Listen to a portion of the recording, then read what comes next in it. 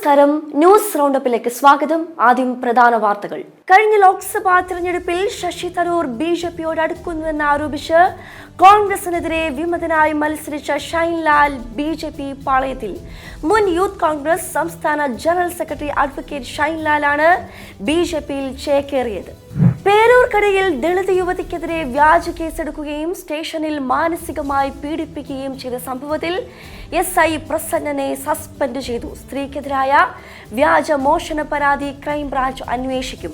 സ്കൂളുകൾക്ക് സമീപത്ത് ലഹരി വിൽക്കുന്ന വ്യാപാര സ്ഥാപനങ്ങളുടെ ലൈസൻസ് റദ്ദാക്കാൻ എക്സൈസ് നടപടി ആരംഭിച്ചു. സ്കൂളുകളുടെ 100 മീറ്റർ പരിധിയിൽ ലഹരി ഉൽപ്പന്നങ്ങൾ വിറ്റാൽ കടകളുടെ ലൈസൻസ് റദ്ദാക്കും. മലയാളികളുടെ സ്വന്തം മോഹൻലാലിൽ നിന്ന് 65ാം പിറന്നാൾ. 4 പതിറ്റാണ്ടായി മലയാളികളുടെ ജീവിതത്തിൽ നിറഞ്ഞു നിൽക്കുകയാണ് മോഹൻലാൽ. ആശംസാ പ്രവാഹവുമായി മലയാളികൾ. വാർത്തകൾ വിശദമായി. കഴിഞ്ഞ ലോക്സഭാ തെരഞ്ഞെടുപ്പിൽ ശശി തരൂർ ബിജെപിയോട് അടുക്കുന്നുവെന്നാരോപിച്ച് കോൺഗ്രസിനെതിരെ വിമതനായി മത്സരിച്ച ഷൈൻലാൽ ഒടുവിൽ ബിജെപി പാളയത്തിൽ. മുൻ യൂത്ത് കോൺഗ്രസ് സംസ്ഥാന ജനറൽ സെക്രട്ടറി അഡ്വക്കേറ്റ് ഷൈൻലാലാണ് ബിജെപിയിൽ ചേക്കേറിയത്. ബിജെപി സംസ്ഥാന അധ്യക്ഷൻ രാജീവ് ചന്ദ്രശേഖറിൽ നിന്നും ഷൈൻലാൽ ഉൾപ്പെടെ 10ഓളം പേർ അംഗത്വം സ്വീകരിച്ചു. തിരുവനന്തപുരം കേന്ദ്രീകരിച്ച് യൂത്ത് കോൺഗ്രസിനും അതോടൊപ്പം തന്നെ KSUവിനും നേതൃത്വം നൽകുന്ന ഒരു പ്രമുഖ വ്യക്തിയാണ് ശ്രീ ഷൈൻലാൽ. അദ്ദേഹത്തെ വളരെ സ്നേഹപൂർവ്വം ഭാരതീയ ജനതാ പാർട്ടിയിലേക്ക് സംസ്ഥാന അധ്യക്ഷൻ ശ്രീ രാജീവ് ചന്ദ്രശേഖർ സ്വീകരിച്ചിരിക്കുകയാണ്. യൂത്ത് കോൺഗ്രസ് KSU നേതാക്കന്മാരായിട്ടുള്ള ശ്രീ നിതിൻ SP അദ്ദേഹങ്ങളിൽ പ്രതിഷേധിച്ചുകൊണ്ട് കോൺഗ്രസിന്റെ നിലപാടുകളിൽ പ്രതിഷേധിച്ചുകൊണ്ട് 100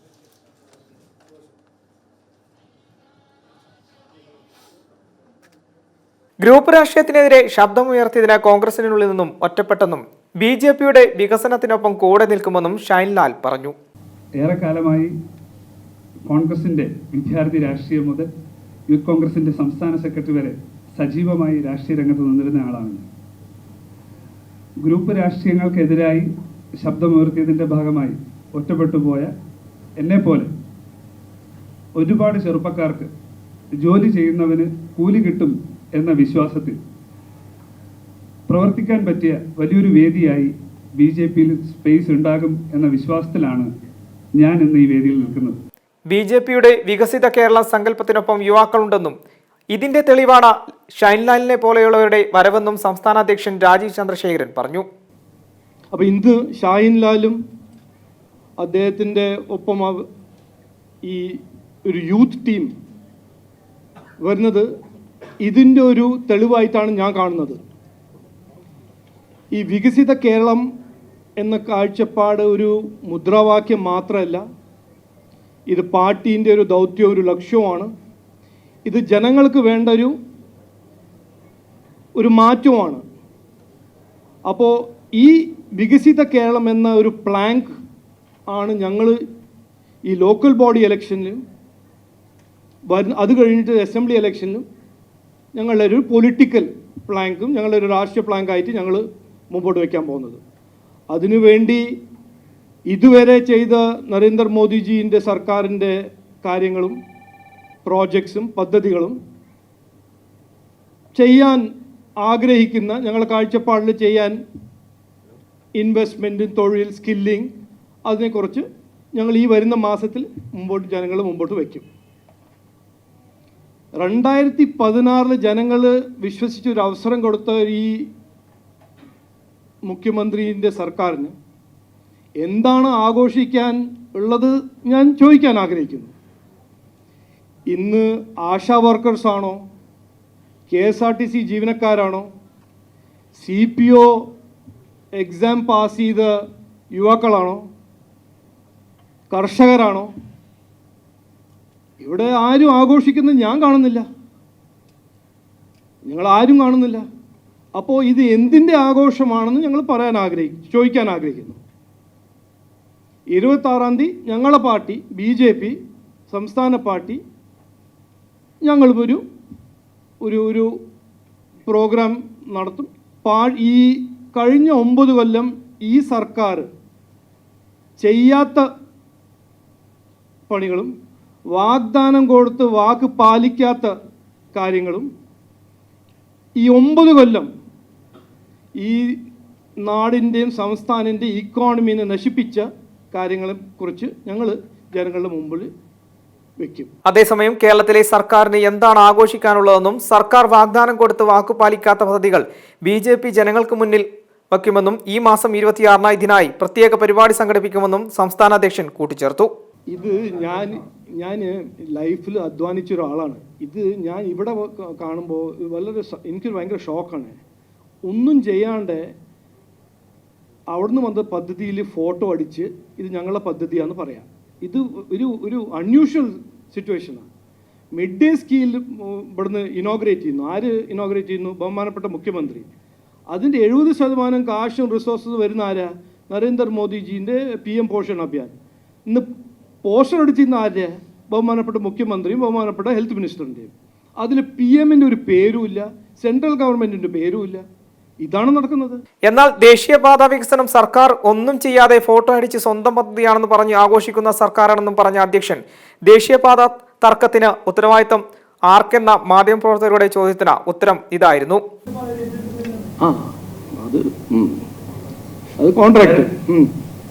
M5 ന്യൂസ്, തിരുവനന്തപുരം. പേരൂർക്കടയിൽ ദളിത് യുവതിക്കെതിരെ വ്യാജ കേസെടുക്കുകയും സ്റ്റേഷനിൽ മാനസികമായി പീഡിപ്പിക്കുകയും ചെയ്ത സംഭവത്തിൽ ഒരു പോലീസ് ഉദ്യോഗസ്ഥനെതിരെ കൂടി നടപടി. പേരൂർക്കട പോലീസ് സ്റ്റേഷനിലെ SI പ്രസന്നനെ സസ്പെൻഡ് ചെയ്തു. പേരൂർക്കട പോലീസ് സ്റ്റേഷനിലെ ASI പ്രസന്നയെയാണ് സസ്പെൻഡ് ചെയ്തത്. സംഭവ ദിവസം സ്റ്റേഷനിലെ GD ചുമതലയിലുണ്ടായിരുന്നത് പ്രസന്നയായിരുന്നു. ബിന്ദുവിനോട് അസഭ്യം പറഞ്ഞതും ഇതേ ഉദ്യോഗസ്ഥനായിരുന്നു. കന്റോൺമെന്റ് അസിസ്റ്റന്റ് കമ്മീഷണറുടെ റിപ്പോർട്ടിനെ തുടർന്നാണ് ഉദ്യോഗസ്ഥനെ സസ്പെൻഡ് ചെയ്തത്. കഴിഞ്ഞ മാസം 23-നായിരുന്നു തിരുവനന്തപുരം നെടുമങ്ങാട് സ്വദേശിനി ബിന്ദുവിനോട് പേരൂർക്കട പോലീസ് ക്രൂരത കാട്ടിയത്. ബിന്ദു ജോലിക്ക് നിന്ന അമ്പലമുക്കിലെ വീട്ടിൽ നിന്ന് 2.5 പവന്റെ മാല മോഷണം പോയതായി വീട്ടുടമ ഓമന ഡാനിയൽ പേരൂർക്കട പോലീസിൽ പരാതി നൽകുകയായിരുന്നു. തുടർന്ന് പോലീസ് ബിന്ദുവിനെ സ്റ്റേഷനിലേക്ക് വിളിച്ചു വരുത്തുകയും വെള്ളം പോലും നൽകാതെ 20 മണിക്കൂർ ചോദ്യം ചെയ്യുകയുമായിരുന്നു. ഫോൺ പിടിച്ചു വാങ്ങിയ ശേഷം വനിതാ പോലീസ് ഉദ്യോഗസ്ഥയെ കൊണ്ട് വിവസ്ത്രയാക്കി പരിശോധിച്ചു. SI ഉൾപ്പെടെയുള്ളവർ മാലക്കള്ളി എന്ന് വിളിച്ചും അസഭ്യം പറഞ്ഞ് മണിക്കൂറുകളോളം ചോദ്യം ചെയ്തു. ഇതിനിടെ ബിന്ദു കുടിക്കാൻ വെള്ളം ചോദിച്ചു. ശുചിമുറിയിൽ നിന്ന് കോരി കുടിക്കാനായിരുന്നു ASI പ്രസന്നന്റെ മറുപടി. പുലർച്ചെ 3:30 വരെ ചോദ്യം ചെയ്യൽ തുടർന്നു. കുറ്റം സമ്മതിച്ചില്ലെങ്കിൽ മക്കളെ കേസിൽ കൊടുക്കുമെന്ന് ഭീഷണിപ്പെടുത്തി. ചോദ്യം ചെയ്യലിന് ശേഷം പരാതിക്കാരിയുടെ വീട്ടിൽ തിരച്ചിലിനായി ബിന്ദുവിനെ കൊണ്ടുപോയി. തൊണ്ടി മുതൽ ലഭിക്കാതെ വന്നതോടെ തിരികെ സ്റ്റേഷനിൽ എത്തിച്ചു. 24 ഉച്ചവരെ കസ്റ്റഡിയിൽ വെച്ചു. ഒടുവിൽ സ്വർണ്ണമാല പരാതിക്കാരി ഓമന ഡാനിയെ വീട്ടിൽ നിന്ന് കണ്ടെത്തുകയായിരുന്നു. സംഭവത്തിൽ SI പ്രസാദിനെ അന്വേഷണ വിധേയമായി സസ്പെൻഡ് ചെയ്തിരുന്നു. ASI പ്രസന്നനാണ് തന്നെ മാനസികമായി ഉപദ്രവിച്ചതെന്നും ഉദ്യോഗസ്ഥനെതിരെ നടപടി വേണമെന്നും ബിന്ദു ആവശ്യപ്പെട്ടിരുന്നു. M5 news, Thiruvananthapuram. ദളിത് സ്ത്രീക്കെതിരായ വ്യാജ മോഷണ പരാതി ക്രൈംബ്രാഞ്ച് അന്വേഷിക്കും. തിരുവനന്തപുരം ജില്ലാ ക്രൈംബ്രാഞ്ചാണ് കേസ് അന്വേഷിക്കുക. പുനരന്വേഷണത്തിന് ADGP H വെങ്കടേഷ് ഉത്തരവിട്ടു. സംഭവത്തിൽ കൂടുതൽ പോലീസുകാർക്കെതിരെ നടപടിയുണ്ടാകും. മുഖ്യമന്ത്രി ആഭ്യന്തരമന്ത്രി എന്ന രീതിയിൽ എന്ത് ചെയ്തു ബിന്ദുവിന്റെ പരാതിയിലെന്ന് BJP സംസ്ഥാന അധ്യക്ഷൻ രാജീവ് ചന്ദ്രശേഖർ. ഇത്രയും നാൾ മുഖ്യമന്ത്രി എന്ത് നടപടിയെടുത്തുവെന്നും ഇത് ആഘോഷിക്കാനുള്ള സമയമല്ലെന്നും മാറ്റം കൊണ്ടുവരാനുള്ള സമയമാണെന്നും രാജീവ് ചന്ദ്രശേഖർ കൂട്ടിച്ചേർത്തു. നമ്മളെല്ലാവരും അറിയാം, ബിന്ദുജിന്റെ ആ ഒരു എക്സ്പീരിയൻസിനെ കുറിച്ച് എല്ലാവർക്കും അറിയാം. ഈ CPM സർക്കാരിൻ്റെ ബഹുമാനപ്പെട്ട മുഖ്യമന്ത്രി അദ്ദേഹമാണ് ഈ സ്റ്റേറ്റിൻ്റെ ഹോം മിനിസ്റ്റർ. 15 ദിവസം അദ്ദേഹത്തിൻ്റെ ഓഫീസിൽ ബിന്ദുജി ഒരു പരാതി കൊടുത്തു. അതിന് ഒന്നും ചെയ്തില്ല. പോലീസ് കമ്മീഷണർ ഒരു പരാതി കൊടുത്തു, ഒന്നും ചെയ്തില്ല. അപ്പോൾ ഈ ആഘോഷം നമ്മുടെ ബഹുമാനപ്പെട്ട മുഖ്യമന്ത്രി ചെയ്യുമ്പോൾ അദ്ദേഹത്തിൻ്റെ ഹോം മിനിസ്റ്ററിൻ്റെ റെസ്പോൺസിബിലിറ്റി എങ്ങനെ നടത്തി, എന്ത് ചെയ്തില്ല, എന്ത് ചെയ്തു എന്ന് ഞാൻ അദ്ദേഹത്തോട് എൻ്റെ റിക്വസ്റ്റ്, ബഹുമാനപ്പെട്ട റിക്വസ്റ്റ്, എന്തുകൊണ്ടാണ് ഒരു ദളിത് സമുദായത്തിൻ്റെ ബിന്ദുജീൻ്റെ പരാതി അദ്ദേഹത്തിൻ്റെ ഓഫീസിന് 15 ദിവസം ഒരു റെസ്പോൺസ് ഇല്ലാണ്ട് അങ്ങനെ വിട്ടത്? പോലീസ് കമ്മീഷണർ ഇന്ന് പറയുന്നു ഈ SIനെ സസ്പെൻഡ് ചെയ്യുന്നു, മറ്റൊരു പോലീസുകാരനെ സസ്പെൻഡ് ചെയ്യുന്നു. ആരാണ് ഹോം മിനിസ്റ്റർ? അപ്പം ഹോം മിനിസ്റ്റർ അല്ലേ രാജിവെക്കേണ്ടത്? മകളുടെ കമ്പനിയിൽ കാശ് വരുമ്പോൾ SFI ഇൻവെസ്റ്റിഗേഷൻ നടക്കുമ്പോൾ ഞങ്ങൾ ചോദിക്കുന്നു മുഖ്യമന്ത്രി രാജിവെക്കണ്ടേ? രാജിവെക്കണം. ഞങ്ങൾ മലപ്പുറം കാളികാവിലെ ആളെക്കൊല്ലി കടുവയ്ക്കായി തിരച്ചിൽ 7ാം ദിവസമായ ഇന്നും തുടരുന്നു. 20 അംഗങ്ങൾ വീതമുള്ള 3 RRT സംഘങ്ങളായാണ് തിരച്ചിൽ നടത്തുന്നത്. ലൈവ് സ്ട്രീമിംഗ് ക്യാമറകളും ഡ്രോണുകളും ഉൾപ്പെടെ ഉപയോഗിച്ചുള്ള തിരച്ചിലാണ് വനം വകുപ്പ് തുടരുന്നത്. കഴിഞ്ഞ ദിവസങ്ങളിൽ തിരച്ചിൽ നടത്തിയിട്ടും കടുവയെ കണ്ടെത്താൻ കഴിയാത്തതിനാൽ നാട്ടുകാർ ആശങ്കയിലാണ്. ചൊവ്വാഴ്ചയും ക്യാമറകളിൽ നിന്നും കടുവയുടെ ചിത്രം പതിഞ്ഞിട്ടില്ല. നിലമ്പൂർ ഉപതെരഞ്ഞെടുപ്പിൽ കേരള വഖഫ് സംരക്ഷണ വേദിയുടെ സ്ഥാനാർത്ഥിയായി മത്സരിക്കുമെന്ന് ജോയിന്റ് സെക്രട്ടറി സുന്നാജാൻ. മുനമ്പം വഖഫ് വിഷയത്തിൽ സംസ്ഥാനത്തെ 3 മുന്നണികളും നീതിരഹിതവും നിയമരഹിതവുമായ നിലപാടുകളാണ് സ്വീകരിച്ചിരിക്കുന്നത്. 1950 വഖഫായി രജിസ്റ്റർ ചെയ്യപ്പെട്ട വസ്തു ഫറൂഖ് കോളേജിന്റെ കെടുകാര്യസ്ഥത മൂലം സമുദായത്തിന് നഷ്ടപ്പെടുന്ന സാഹചര്യമാണ് ഉണ്ടായിരിക്കുന്നത്. ഇത് അംഗീകരിക്കാനാകില്ല. വഖഫുമായി ബന്ധപ്പെട്ട കേരള വഖഫ് സംരക്ഷണ വേദിയുടെ നിയമ പോരാട്ടം തുടരുമെന്നും സുന്നാജാൻ വാർത്താ സമ്മേളനത്തിൽ പറഞ്ഞു. വഖഫ് സംരക്ഷണ വേദിയാണ് അതിനുവേണ്ടി വന്നതും നിയമ പോരാട്ടം നടത്തിയിരിക്കുന്നതും ഇപ്പോൾ കേസ് നിൽക്കുന്ന അവസ്ഥയിലേക്ക് എത്തിച്ചു നിൽക്കുന്നത്. മുനമ്പം വഖഫിൻ്റെ വിഷയം പറഞ്ഞാൽ കോൺഗ്രസ്, UDF-ലെ കോൺഗ്രസ് ആദ്യം മുതൽ ഇതിൻ്റെ അന്തകരാണ്.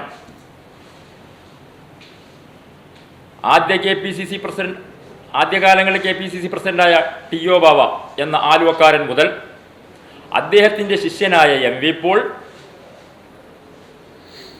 ആ കോളേജിലെയും യൂണിവേഴ്സിറ്റിയിലെയും വഖഫ് ബോർഡിലെയും 3 പദവികളും അലങ്കരിച്ച പ്രൊഫസർ KA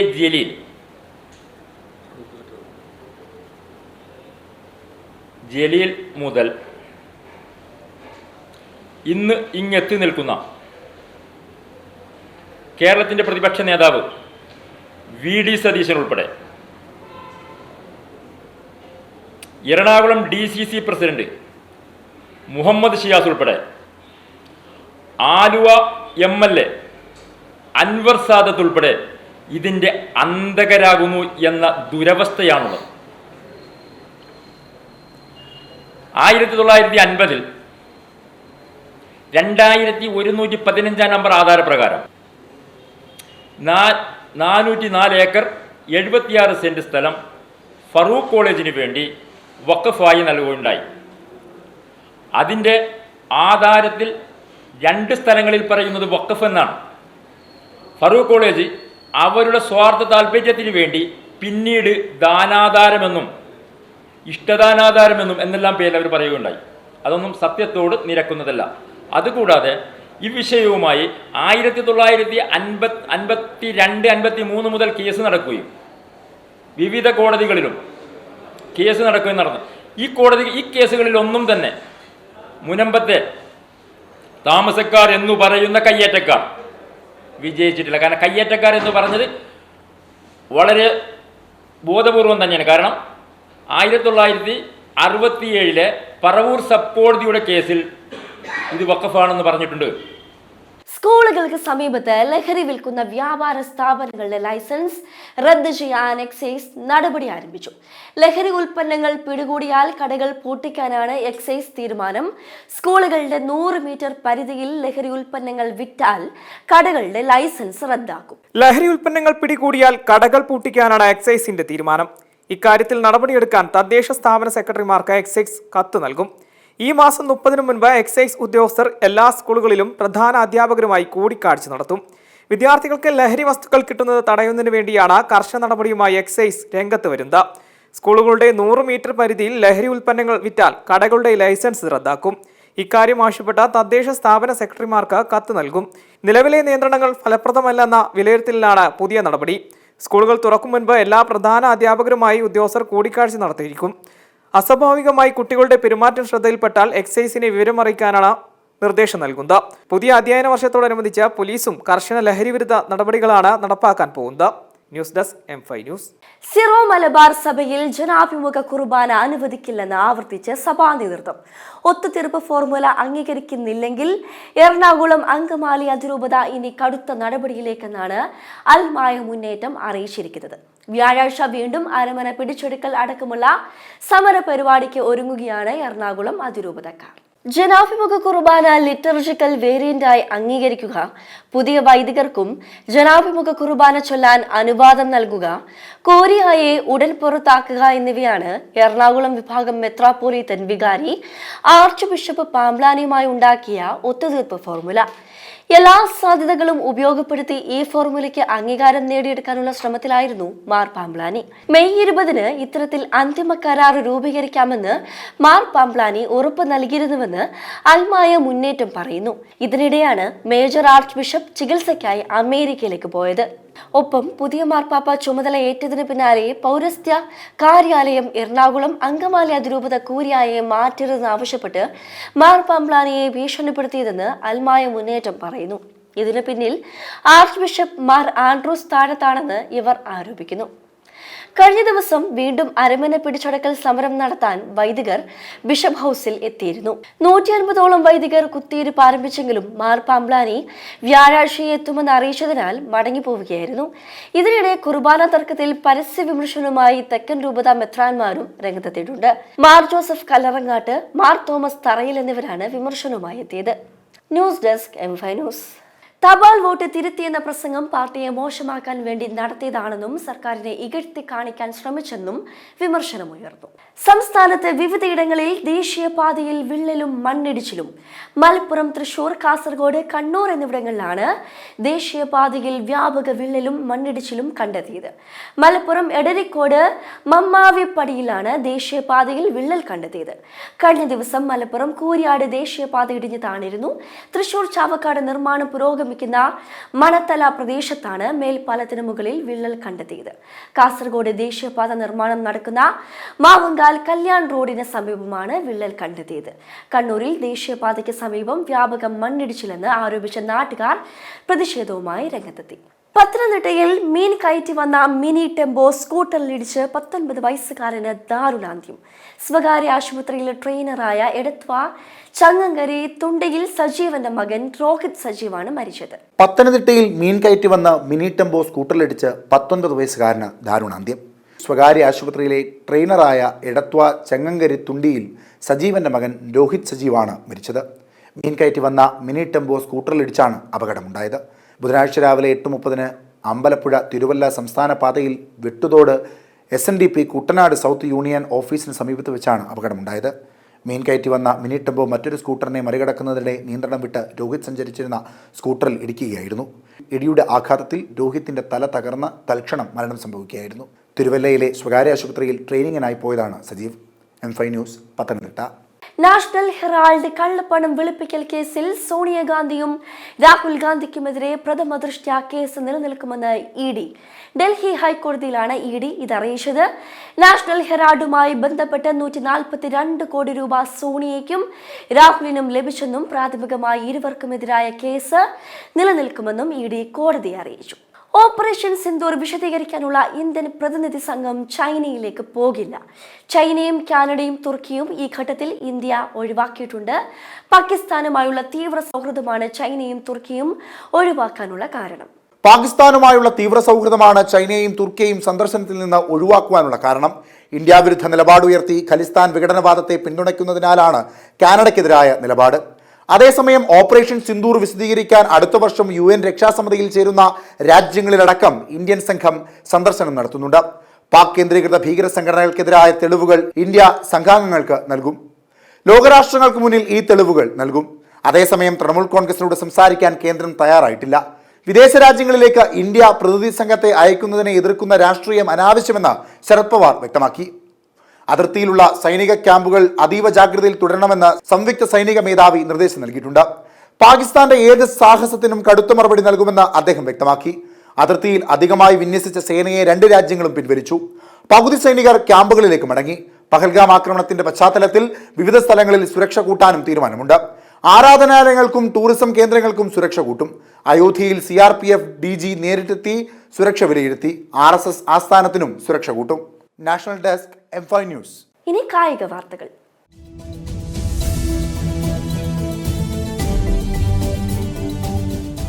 ചെന്നൈ സൂപ്പർ കിങ്സിനെ 6 വിക്കറ്റിന് പരാജയപ്പെടുത്തി രാജസ്ഥാൻ റോയൽസ്. 17 ഓവറും 1 ബോളും പിന്നിട്ടപ്പോൾ ചെന്നൈ ഉയർത്തിയ 188 റൺസ് എന്ന ലക്ഷ്യം രാജസ്ഥാൻ പൂർത്തീകരിക്കുകയായിരുന്നു. ഓപ്പണർമാരായി ഇറങ്ങിയ യശസ്വി ജയ്സ്വാളും വൈഭവ് സൂര്യവംശിയുമാണ് തുടക്കം തന്നെ രാജസ്ഥാന്റെ സ്കോർ ഉയർത്തിയത്. 19 ബോളിൽ യശസ്വി 36 റൺസ് നേടിയപ്പോൾ 39 പന്തിൽ വൈഭവ് സൂര്യവംശി 57 റൺസ് നേടി. വെറും 27 പന്തിലാണ് വൈഭവ് അർദ്ധ സെഞ്ചുറി കടന്നത്. ജയ്സ്വാൾ പുറത്തായതിന് പിന്നാലെ സഞ്ജു വൈഭവ് കൂട്ടുകെട്ട് 6 ഓവറിൽ 50 റൺസ് മറികടന്നു. 31 പന്തിൽ സഞ്ജു സാംസൺ 41 റൺസാണ് നേടിയത്. ഇനി വിനോദ വാർത്തകൾ.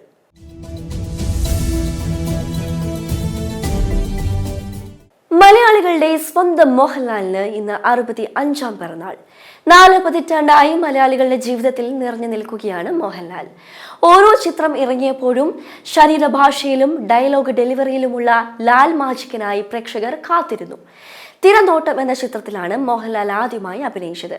മഞ്ഞിൽ വിരിഞ്ഞ പൂക്കളിലൂടെ ആദ്യമായി പ്രേക്ഷകർക്ക് മുന്നിലെത്തി. ഭരതം, കമലദളം, ദേവാസുരം, വാനപ്രസ്ഥം, നടന വൈഭവത്തിന്റെ എത്ര മുഹൂർത്തങ്ങൾ. മലയാളത്തിനു പുറമെ തമിഴ്, ഹിന്ദി, തെലുങ്ക്, കന്നഡ തുടങ്ങിയ ഭാഷകളിലും മോഹൻലാൽ ശ്രദ്ധേയമായ വേഷങ്ങൾ ചെയ്തു.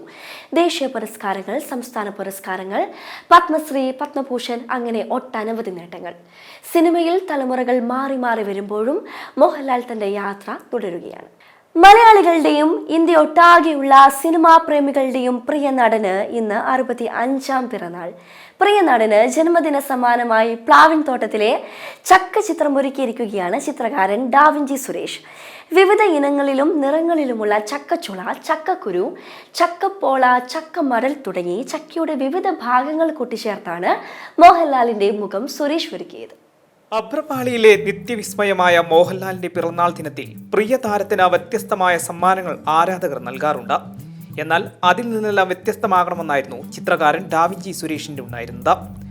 ഇന്ന് 65-ാം പിറന്നാൾ ആഘോഷിക്കുന്ന മോഹൻലാലിന് ജന്മദിന സമ്മാനമായി പ്ലാവിൻ തോട്ടത്തിലെ ചക്ക ചിത്രമൊരുക്കിയിരിക്കുകയാണ് ചിത്രകാരൻ ഡാവിഞ്ചി സുരേഷ്. വിവിധ ഇനങ്ങളിലും നിറങ്ങളിലുമുള്ള ചക്കച്ചുള, ചക്കക്കുരു, ചക്കപ്പോള, ചക്കമടൽ തുടങ്ങി ചക്കയുടെ വിവിധ ഭാഗങ്ങൾ കൂട്ടിച്ചേർത്താണ് മോഹൻലാലിന്റെ മുഖം സുരേഷ് ഒരുക്കിയിട്ടുള്ളത്. ലാലേട്ടന്റെ 65-ാം പിറന്നാൾ പ്രമാണിച്ച 65 ഇനം പ്ലാവുകളുള്ള തോട്ടത്തിനു നടുവിലെന്നതാണ് ചിത്രത്തിന്റെ സവിശേഷത. പശ്ചാത്തലത്തിൽ പച്ചയും മഞ്ഞയും ഓറഞ്ച് നിറങ്ങളിലുള്ള പ്ലാവിലകൾ കൊണ്ടും അലങ്കരിച്ചാണ് ചിത്രം തയ്യാറാക്കിയിട്ടുള്ളത്. തൃശൂർ വേലൂരിലെ കുറുമാൽക്കുന്നിലെ വർഗീസ് തരകന്റെ ആയുർചാക് ഫാമിലാണ് ഡാവിഞ്ചി സുരേഷിന്റെ 97-ാം മീഡിയമായ ചക്കചിത്രം ജനിച്ചത്. 8 അടി വലുപ്പത്തിലും 2 അടി ഉയരത്തിലും തണ്ടുണ്ടാക്കി തുണി വിരിച്ച് അതിൽ മോഹൻലാലിന്റെ മുഖം സ്കെച്ച് ചെയ്താണ് ചക്കച്ചുളകൾ നിരത്തിയത്.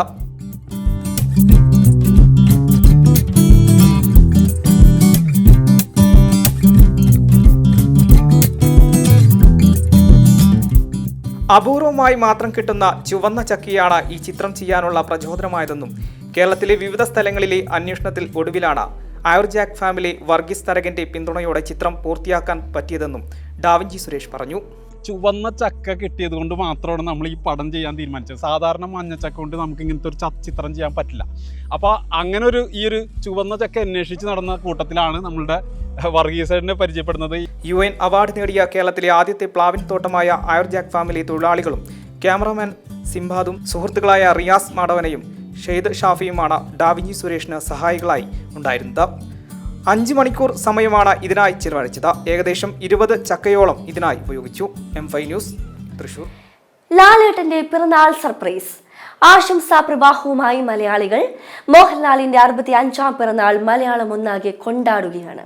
സിനിമാ, സാമൂഹ്യ, രാഷ്ട്രീയ മണ്ഡലത്തിലെ പ്രമുഖരും ആരാധകരുമെല്ലാം താരത്തിന് പിറന്നാൾ ആശംസകൾ നേർന്നിരുന്നു. ഇപ്പോൾ തന്നെ സ്നേഹിക്കുന്നവർക്കായി ഒരു സർപ്രൈസ് നൽകിയിരിക്കുകയാണ് ലാലേട്ടൻ. പിറന്നാൾ ദിനമായ ഇന്ന് തന്റെ ജീവചരിത്രമായ മുഖരാഗത്തെ പറ്റി സമൂഹ മാധ്യമ പോസ്റ്റിലൂടെ വെളിപ്പെടുത്തി മോഹൻലാൽ. പത്രപ്രവർത്തകനും എഴുത്തുകാരനുമായ ഭാനു പ്രകാശാണ് ജീവചരിത്രം തയ്യാറാക്കിയത്. അഭിനയ ജീവിതത്തിന്റെ 47 വർഷങ്ങൾ പൂർത്തിയാകുന്ന 2025 ഡിസംബർ 25-ന് പുസ്തകം പ്രകാശനം ചെയ്യും. MT വാസുദേവൻ നായരാണ് പുസ്തകത്തിന് അവതാരിക എഴുതിയത്. 100-ലധികം അധ്യായങ്ങളിലായി 1000-ഓളം പേജുകളാണ് പുസ്തകത്തിൽ ഉണ്ടാവുക. ഇനി കാലാവസ്ഥാ വാർത്തകൾ.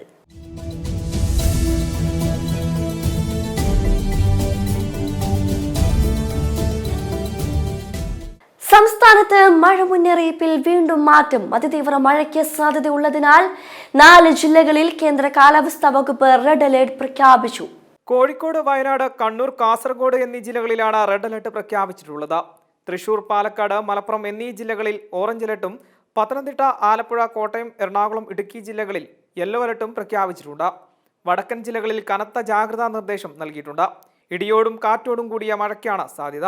News desk M5 news. കനത്ത മഴയെ തുടർന്ന് കർണാടകയിൽ സമ്പൂർണ്ണ റെഡ് അലേർട്ട് പ്രഖ്യാപിച്ചു. അടുത്ത 2 ദിവസം സംസ്ഥാനത്തെ എല്ലാ ജില്ലകളിലും റെഡ് അലേർട്ട് പ്രഖ്യാപിച്ചിട്ടുണ്ട്. സംസ്ഥാനത്ത് ആകെ അതിതീവ്ര മഴ കനത്ത നാശം വിതയ്ക്കുന്ന പശ്ചാത്തലത്തിലാണ് സമ്പൂർണ്ണ റെഡ് അലേർട്ട് പ്രഖ്യാപിച്ചത്. ഇനി സ്വർണ്ണ നിരക്ക്. സംസ്ഥാനത്ത് സ്വർണ്ണവിലയിൽ വർധന. പവന് 1760 രൂപ കൂടി. ഒരു പവൻ സ്വർണത്തിന്റെ ഇന്നത്തെ വില 71,440 രൂപ. ഗ്രാമിന് 220 രൂപ കൂടി. 1 ഗ്രാം സ്വർണത്തിന്റെ ഇന്നത്തെ വില 8,710 രൂപയാണ്. ഈ മാസം 2ാം വാരത്തിൽ 68,880 കൂപ്പുകുത്തിയ സ്വർണ്ണവില പിന്നീട് കരകയറുകയായിരുന്നു. ഒറ്റയടിക്ക് 1,560 രൂപ ഇടിഞ്ഞതോടെയാണ് ഒരിടവേളയ്ക്ക് ശേഷം സ്വർണ്ണവില ആദ്യമായി 70,000-ൽ താഴെയെത്തിയത്. വീണ്ടും 70,000-ന് മുകളിലെത്തിയെങ്കിലും വീണ്ടും വിലയിടിഞ്ഞു. ഇന്ന് വില 70,000 രൂപ കടന്നു. ഒന്നിടവിട്ട ദിവസങ്ങളിൽ സ്വർണ്ണവില കൂടിയും കുറഞ്ഞും നിൽക്കുന്ന ട്രെൻഡാണ്. പ്രധാന വാർത്തകൾ ഒരിക്കൽ കൂടി. കഴിഞ്ഞ ലോക്സഭാ തിരഞ്ഞെടുപ്പിൽ ശശി തരൂർ BJPയോട് അടുക്കുന്നുവെന്ന് ആരോപിച്ച് കോൺഗ്രസിനെതിരെ വിമതനായി മത്സരിച്ച ഷൈൻലാൽ BJP പാളയത്തിൽ. മുൻ യൂത്ത് കോൺഗ്രസ് സംസ്ഥാന ജനറൽ സെക്രട്ടറി അഡ്വക്കേറ്റ് ഷൈൻലാലാണ് BJPയിൽ ചേക്കേറിയത്. പേരൂർക്കടയിൽ ദളിത് യുവതിക്കെതിരെ വ്യാജ കേസെടുക്കുകയും സ്റ്റേഷനിൽ മാനസികമായി പീഡിപ്പിക്കുകയും ചെയ്ത സംഭവത്തിൽ SI പ്രസന്നനെ സസ്പെൻഡ് ചെയ്തു. സ്ത്രീക്കെതിരായ വ്യാജ മോഷണ പരാതി ക്രൈംബ്രാഞ്ച് അന്വേഷിക്കും. സ്കൂളുകൾക്ക് സമീപത്ത് ലഹരി വിൽക്കുന്ന വ്യാപാര സ്ഥാപനങ്ങളുടെ ലൈസൻസ് റദ്ദാക്കാൻ എക്സൈസ് നടപടി ആരംഭിച്ചു. സ്കൂളുകളുടെ 100 മീറ്റർ പരിധിയിൽ ലഹരി ഉൽപ്പന്നങ്ങൾ വിറ്റാൽ കടകളുടെ ലൈസൻസ് റദ്ദാക്കും. മലയാളികളുടെ സ്വന്തം മോഹൻലാലിൽ നിന്ന് 65ാം പിറന്നാൾ. 4 പതിറ്റാണ്ടായി മലയാളികളുടെ ജീവിതത്തിൽ നിറഞ്ഞു നിൽക്കുകയാണ് മോഹൻലാൽ. ആശംസാ പ്രവാഹവുമായി മലയാളികൾ. ഇതോടെ ന്യൂസ് റൗണ്ട് പൂർണ്ണമാക്കുന്നു. നമസ്കാരം.